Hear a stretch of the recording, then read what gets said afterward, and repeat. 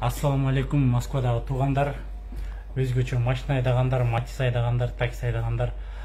Кече представитель МВД Кыргызской Республики Российской Федерации менен сүйлөшүп чыктык. Баягыда да айткам, мында да айтам.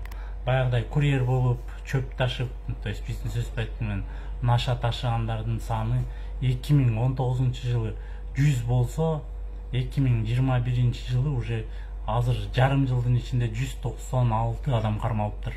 Туугандар 40 жылга чейин депортация болуп атат.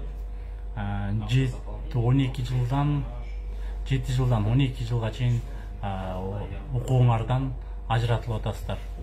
Ошон үчүн ушул видеону сөзсүз таратып коюңуздарчы туугандар. Кыргыздар бир айына 70 000, айына 100 000, айына 150 000 деген курьерская служба жок Кыргызстарда. Эгер ошондой телеграм группадан, телеграм каналдан, WhatsApp группадан жана ошондой эле Вайберби, соцсеттерден неизвестные люди, сүрөтү жок адамдар чыгып ушундай предлагать этсе, сразу МВДга кайрылууга дагы берип салууга. Биринчиден, экинчиден эч качан андай жерде иштебегиле. Дагы бир жолу айтам, 80-90%